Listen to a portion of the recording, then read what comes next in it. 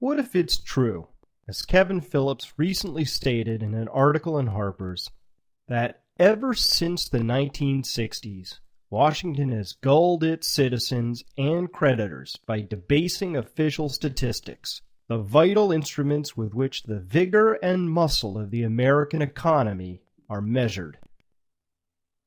What if it turned out that our individual, corporate, and government decision-making was based on deeply misleading, if not provably false data? That's what we're going to take a look at here by examining the ways that inflation and gross domestic product, or GDP, are measured. As you know, inflation is a matter of active policy. Too little in our current banking system risks failure. Too much, and the majority of people noticeably lose their savings, which makes them politically restive. So keeping inflation at a Goldilocks temperature, not too hot and not too cold, is the name of the game. Inflation has two components. The first is the simple pressure on prices due to too much money floating around. The second component lies with people's expectations of future inflation. If expectations are that inflation will be tame, they are said to be well anchored. If people expect prices to rise, they tend to spend their money now while the getting is still good, and this serves to fuel further inflation in a self-reinforcing manner. The faster people spend, the faster inflation rises. Zimbabwe is a perfect modern example of this dynamic in play. Accordingly, official inflation policy has two components. The first is regulating the money supply, and the second is anchoring your expectations. And how exactly is this anchoring accomplished? Over time, this has evolved into little more than telling you that inflation is a bit lower, or even a lot lower, than it actually is. The details of how this is done are more complicated, but worthy of your attention. Let me be clear. The tricks and subversions that we will examine did not arise with any particular administration or political party. Rather, they arose incrementally during every administration you would care to examine over the past 40 years. Under Kennedy, who disliked high unemployment numbers, a new classification was developed that scrubbed so-called discouraged workers from the headline data, causing unemployment figures to drop. Johnson created the unified budget that we currently enjoy, which rolls surplus Social Security funds into the general budget where they are spent, but then not reported as part of the deficit that you read about. Richard Nixon bequeathed us the so-called core inflation measure, which strips out food and fuel, which, as Barry Ritholtz says, is like reporting inflation ex-inflation. While it was Bill Clinton who left us with the current tangled statistical morass that is now our official method of measuring inflation. At every turn, a new way of measuring and reporting was derived that invariably served to make things seem a bit rosier than they actually were. Economic activity was higher, inflation was lower, sometimes a lot lower, and jobs were more plentiful. Unfortunately, the cumulative impact of all this data manipulation is that our measurements no longer match reality.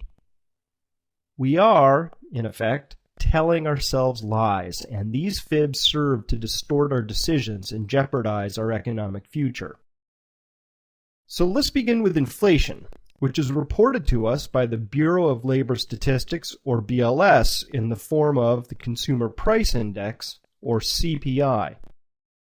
If you were to measure inflation, you'd probably track the cost of a basket of goods from one year to the next, subtract the two, and measure the difference.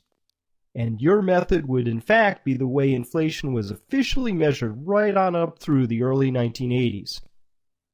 But in 1996, Clinton implemented the Boskin Commission findings, which now have us measuring inflation using these three oddities: substitution, weighting, and hedonics.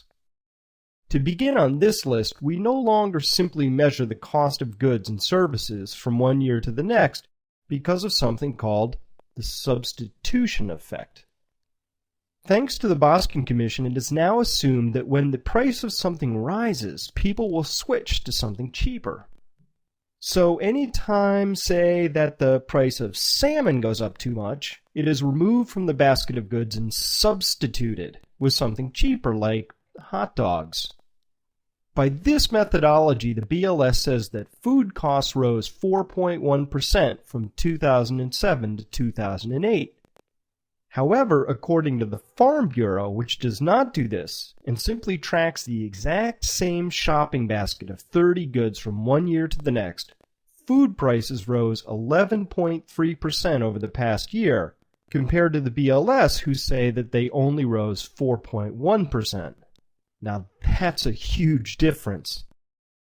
One impact of using substitution is that our measure of inflation no longer measures the cost of living, but the cost of survival. Next, anything that rises too quickly in price is now subjected to so-called geometric weighting, in which goods and services that are rising most rapidly in price get a lower weighting in the CPI basket, under the assumption that people will use less of those things. Using the government's own statistics from two different sources, we find that healthcare is about 17% of our total economy, but it is only weighted as 6% of the CPI basket.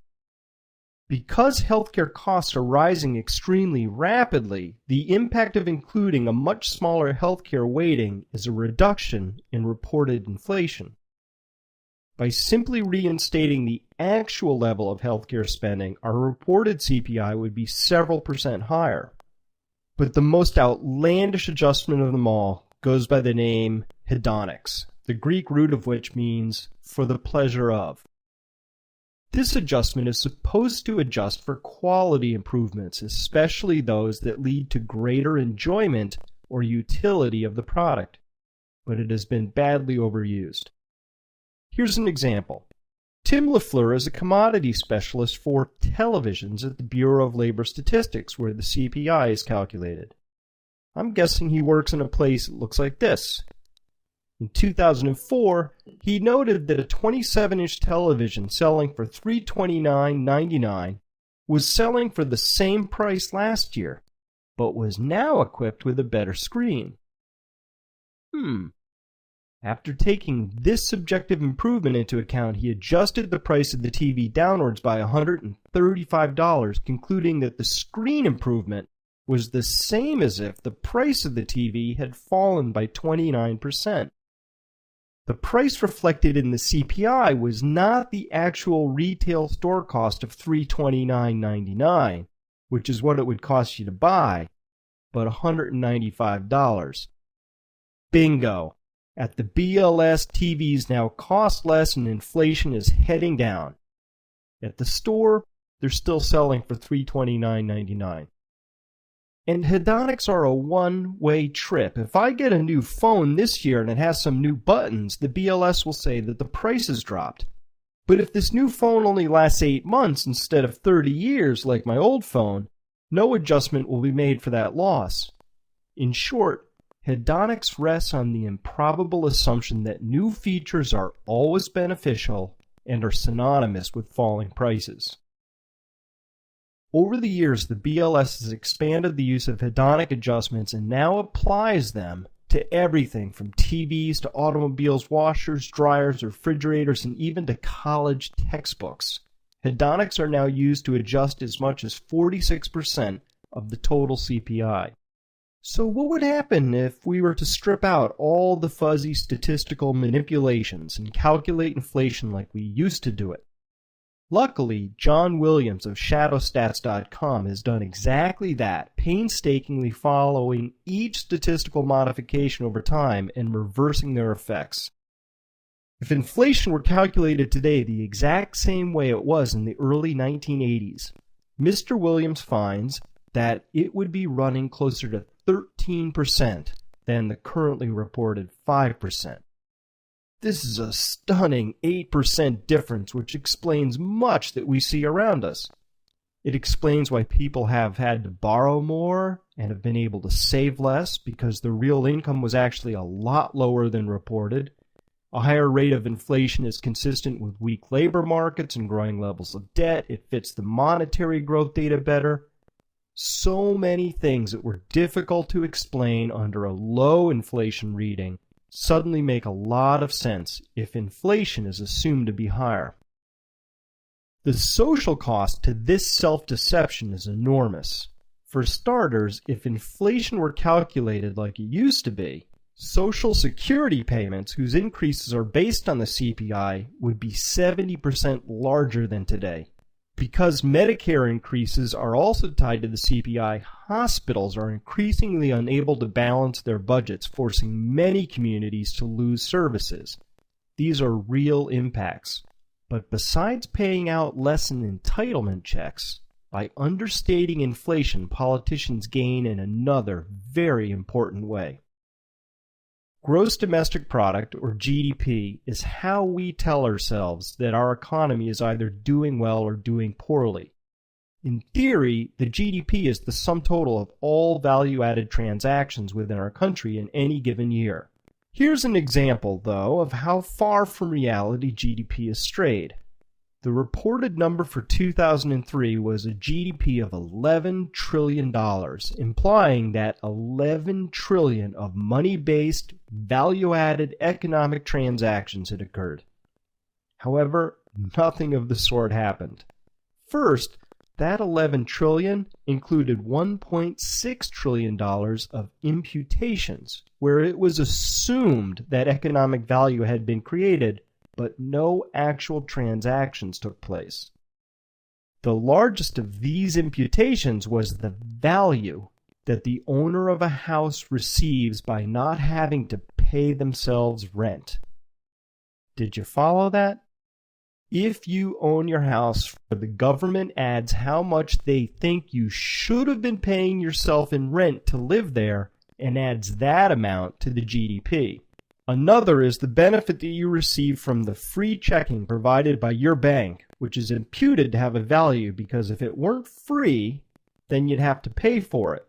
So that value is guesstimated and added to the GDP as well.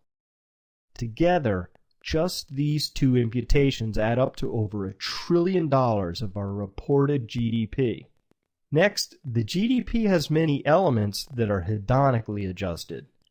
For instance, computers are hedonically adjusted to account for the idea that because they are faster and more feature-rich than in past years, they must be contributing more to our economic output than their price alone would indicate.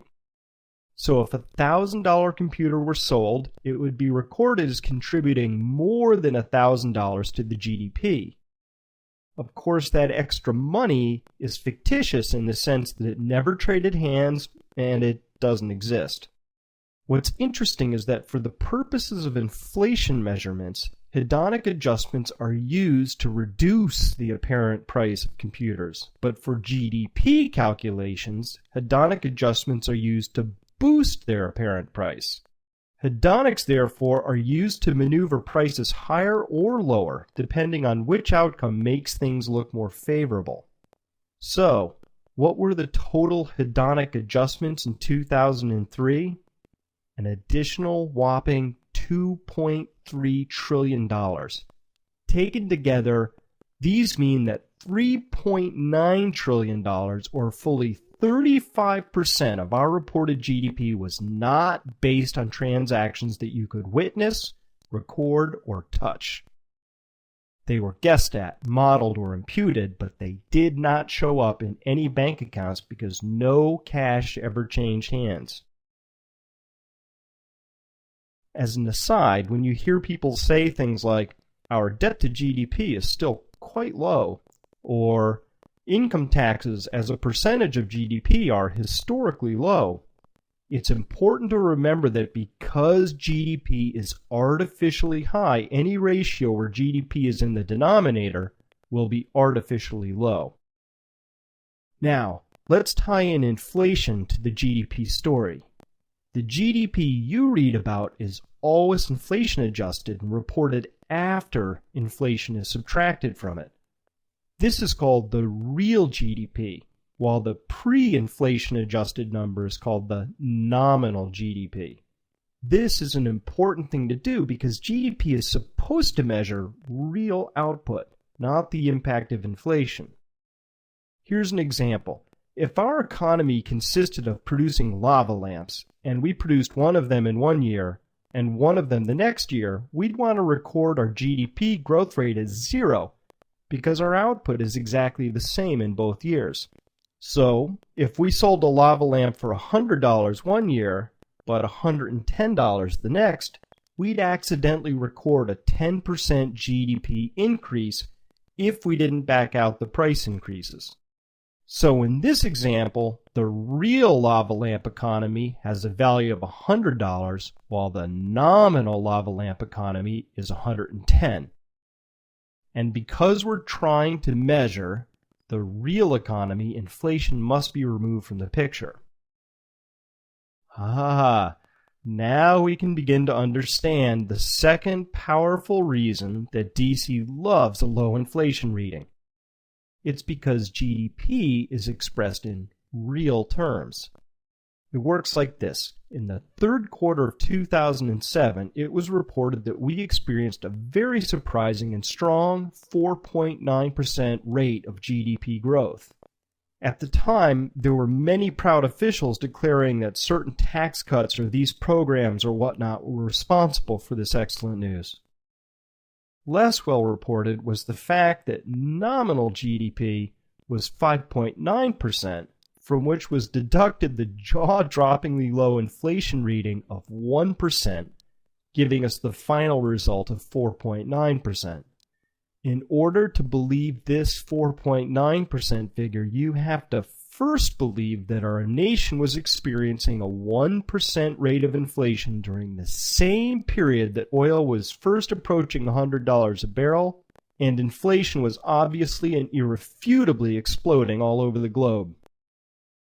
Lest you think I've cherry-picked an accidental one-time embarrassing statistical BLS moment here, here's a chart of the so-called GDP deflator, which is the specific measure of inflation that is subtracted from nominal GDP to yield the reported real GDP.